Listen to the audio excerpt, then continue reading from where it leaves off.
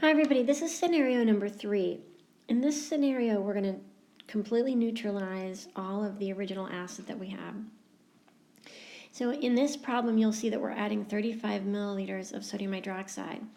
That means we're adding 35 milliliters from the beginning. In other words, this isn't 35 milliliters on top of the 17 and a half that we had in the last problem. To start this problem, write down the reaction between the weak acid, acetic acid, and sodium hydroxide. So I'm going to write HC2H3O2 plus the hydroxide ion produces the conjugate base C2H3O2 minus plus water. And just as in the last problem, I'm going to work in moles. So I'm going to determine the moles of acetic acid by multiplying the volume of the acetic acid, which was that 35 milliliters, by the molarity, which is 0.150 molarity. When I multiply those two numbers together, just as in the last problem, I get 0.00525 moles of acetic acid.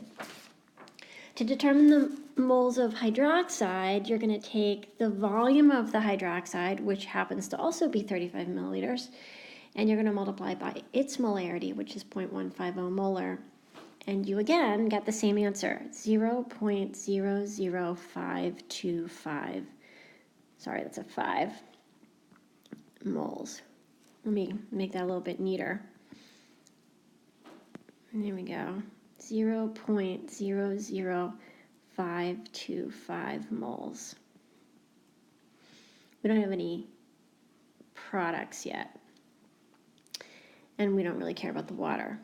So when these two react, they will both lose, you will lose both of them. They will completely neutralize each other.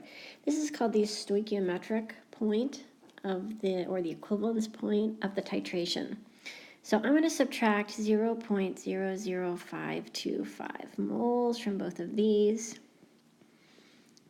0.00525 moles. And I'm going to add 0.00525 moles to my base right there. So when all is said and done, all you have left is the conjugate base. And you have 0.00525 moles of C2H3O2 minus, which is a base. So this becomes a problem in which you're determining the pH of a weak base. What I'm going to do first is determine the molarity of this weak base. I've got to divide by the total volume of the solution, which is the 35 milliliters of acid I originally had, plus the 35 milliliters of hydroxide that I added to the acid. That gives me a total of 70 milliliters. So I'm going to divide this moles of base by 0.700 liters, and that gives me a molarity of my weak base, 0.0750 molar. Let me get to a clean slide and we'll finish off this problem. So I now have this weak base, C2H3O2 minus, and it's sitting in water. So it's going to react with that water to produce its conjugate, which is acetic acid, and some hydroxide ions.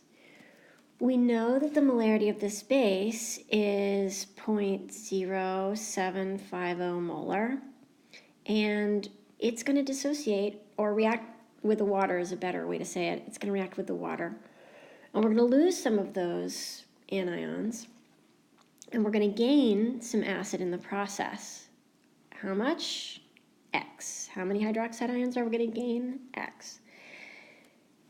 We're going to put these equilibrium values into a KB expression because we're working with a base. In order to do that, we need to know what the KB is. To determine the KB, you're going to take the KW, which is always 1 times 10 to the negative 14th, and divide by the Ka, which was given in the problem to be 1.8 times 10 to the negative 5th. The KB is 5.55 repeating times 10 to the negative 10th. The Kb expression is then 5.55 times 10 to the negative 10th is equal to x squared over 0.0750 molar minus x. This x will be negligible. Take it to 0. Calculating for x, we get x is equal to 6.45 times 10 to the negative 6, and that is a molarity. That is, in fact, the molarity of the hydroxide ion. We can calculate a pOH from that by taking negative the log of 6.45 times 10 to the negative 6th. That gives us a pOH of 5.19. Subtracting from 14, that gives us a pH of 8.81. Scenario number 3 is the one that's the most involved, because in scenario number 3, you get to the equivalence point. And once you get to the equivalence point, what you have left in your container, in this case, is conjugate base, which is a weak base. Then you're solving a 4C scenario problem. You're solving a problem in which you're determining the pH of a weak base. And the best way to do that is to use the Kb to solve for the concentration of hydroxide ions that you're going to create. Then calculate the pOH, and from that calculate the pH. That's it. I'm going to take you to scenario number 4 in the next video, and that will be basically the end of this titration problem.